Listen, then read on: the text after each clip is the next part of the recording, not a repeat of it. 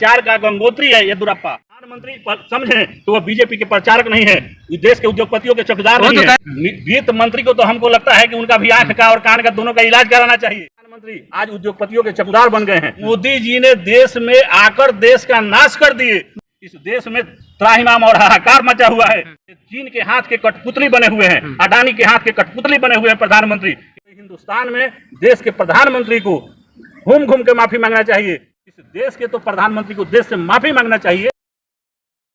बेटी ने अपने मां के पद का दुरुपयोग करके भ्रष्टाचार की, मरे हुए व्यक्ति के नाम से बार का लाइसेंस लेके गोवा में वो अवैध बार चला रही है, जिसके कारण वो बौखलाहट में इस तरह की बयान दी। जब अभिभाषण के संदर्भ में अधीर रंजन चौधरी से कोई शब्द निकल गया, उसके लिए उन्होंने माफी मांग लिया राष्ट्रपति से, और राष्ट्रपति से व्यक्तिगत रूप से मिल के भी माफी मांगने का समय मांगा है कि ये हमसे गलती हो गई, बाय मिस्टेक शब्द निकल गया, ये कोई गुनाह नहीं है। लेकिन उसी संसद में स्मृति ईरानी राष्ट्रपति के नाम से संबोधन कर रही है, बार बार संबोधन कर रही है, वाकई तो अपमान कर रही है राष्ट्रपति का। तो आम आदमी को जरूरत है, उस पर चर्चा करने को तैयार नहीं है। इस देश के तो प्रधानमंत्री को देश से माफी मांगना चाहिए कि इस देश के प्रधानमंत्री ने 2014 में कहा था कि हम महंगाई को नियंत्रण करेंगे, हर एक साल 2 करोड़ रोजगार देंगे, किसानों के आय 2 गुना करेंगे। लेकिन प्रधानमंत्री ने क्या किया कि किसानों को बर्बाद किया, युवाओं का रोजगार खत्म कर दिए और देश में महंगाई चरम सीमा पर पहुंचा दिए। तो हिंदुस्तान में देश के प्रधानमंत्री को घूम घूम के माफी मांगना चाहिए कि हमने देश के साथ न्याय नहीं किया। ये प्रधानमंत्री आज उद्योगपतियों के चौकीदार बन गए हैं।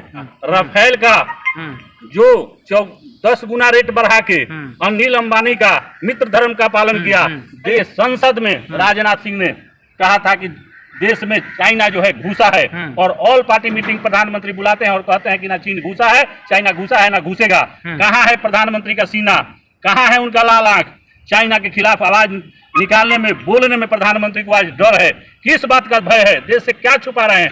चीन से उनके साथ क्या आंतरिक समझौता किए हैं? इन्होंने चीन से व्यवसाय के लिए विरोध किया। प्रधानमंत्री ने कहा कि हम सारे उत्पाद को हिंदुस्तान में पैदा करेंगे, उससे बेरोजगारी खत्म होगी। और सबसे बड़ा जो पटेल का मूर्ति बना, उसका भी ठेका इन्होंने दे दिया चीन के हाथों में। ये चीन के हाथ के कठपुतली बने हुए हैं, अडानी के हाथ के कठपुतली बने हुए हैं प्रधानमंत्री।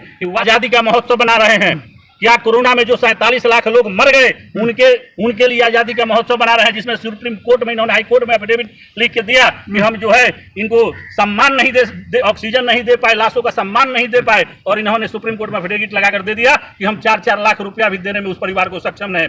WHO ने कह रहा है कि 47 लाख लोग कोरोना में मर गए, और ये सरकार कह रही है कि 4 लाख लोग मर गए। ये डाटा को छुपा दिया कि पैसा नहीं देने, जो 4 लाख डाटा था उसको भी पैसा देने से मना कर दिया। सर, अमृत महोत्सव मनाया जा रहा है। ये अमृत महोत्सव किस बात के अमृत महोत्सव मना रहे हैं? क्या इन्होंने 16 करोड़ जो वादा किया था देश से, उस 8 साल में इन्होंने 16 करोड़ रोजगार दे दिया?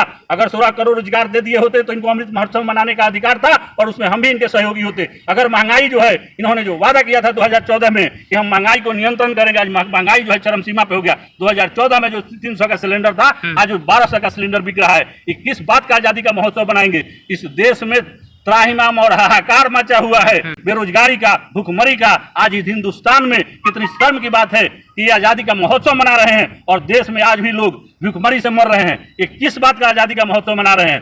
80 करोड़ लोगों को राशन दे रही सरकार, आप कह रहे भूखमरी है। ये राशन किसको दे दिए?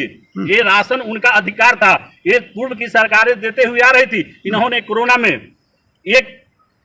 एक साल इन्होंने राशन दे दिया फ्री में, 1.5 साल। क्या उससे उसका जीवन पार्जन हो जाएगा? आप 50 केजी चावल और 5 केजी चावल और 5 केजी गेहूं से किसी व्यक्ति का खर्च चल सकता है? प्रधानमंत्री अपने लिए करोड़ों लाखों करोड़ का हवाई जहाज खरीद लेंगे, जो संसद की आवश्यकता नहीं थी उस संसद की अभी बना रहे हैं, और देश जो है आर्थिक मंदी की तरफ जा रहा है। कहा जा रहा है अगर मोदी ना होते तो देश का नाश हो जाता। बिल्कुल, मोदी जी ने देश में आकर देश का नाश कर दिए ना। अगर मोदी जी ना होते तो हो जाता। मोदी जी किया देश में? मोदी जी जब देश को गुमराह करके सत्ता में आए, और आने के साथ उन्होंने जो पूर्व के सरकारों के द्वारा अर्जित की हुई संपत्ति को इन्होंने बेचने के सिवा और क्या काम किया है?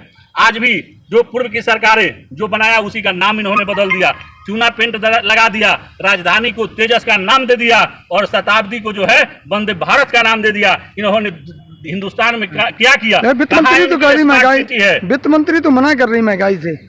वित्त मंत्री को तो हमको लगता है कि उनका भी आंख का और कान का दोनों का इलाज कराना चाहिए। 70 साल कांग्रेस के काले कारनामे को उजागर कर रही है, कह रहे बीजेपी। हम तो कह रहे हैं कि 70 साल में जो कांग्रेस ने किया उसी को ये बेच रहे हैं। ये बताएं तो कि 8 साल में इन्होंने हिंदुस्तान को क्या दिया। प्रधानमंत्री कहा कि मैं हर साल 2 करोड़ रोजगार दूंगा, और लाए क्या? 8 साल का जब इनका कार्यकाल पूरा होने हुआ तो ला रहे हैं अग्निवीर, वो भी कॉन्ट्रैक्ट की नौकरी।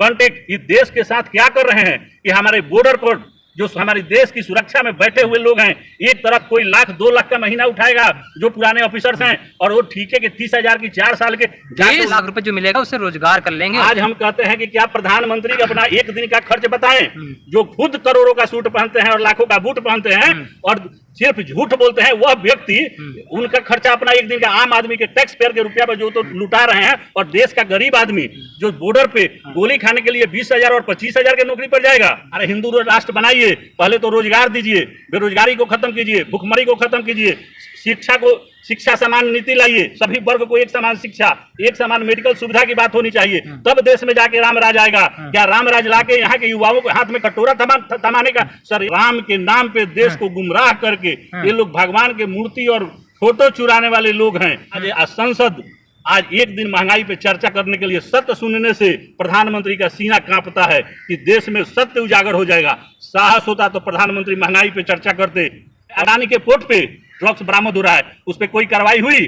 देश का एक ही सिद्धांत है, सरकार, बीजेपी सरकार का एक ही सिस्टम है कि सरकारी संस्थानों को बर्बाद करके उसके संपत्ति को बेच के और अपने खजाना को भरना। आज 11 बैंक को फिर निजीकरण हाथों में लोग दे रहा है। जानबूझ के सरकार जो है देश को गुमराह कर रही है और मुद्दे को भटकाने का काम कर रही है। ये सरकार हमेशा ये विकास पे, रोजगार पे, महंगाई पे, मुद्दा पे, विकास पे ये चर्चा करने वाले लोग नहीं है। ये सिर्फ इनका एक ही एजेंडा है कि देश में फूट डालो, राज करो। क्योंकि यहाँ धर्म को छोटा चीज है, ये सेंसिटिव चीज है, इसको इन लोग माहिर हैं। इनके ऐसे कैसे संसद हैं, मुख्यमंत्री हैं कि धर्म के आधार पर, ये येदियुरप्पा का बयान 1 सप्ताह पहले का देखिए, महंगाई को भटकाने के लिए ने कहा कि इस भगवा बनाएंगे, भगवा को राष्ट्रध्वज बनाएंगे। एक बात बताइए, ये क्या रहे हैं? जो भ्रष्टाचार का गंगोत्री है येदियुरप्पा, इतना बड़ा भ्रष्टाचारी है कि आज तक कभी ईडी उसके यहाँ जांच करने गई? सब असम के मुख्यमंत्री के यहाँ ईडी छापामारी करने गई, जांच करने गई? नहीं गई।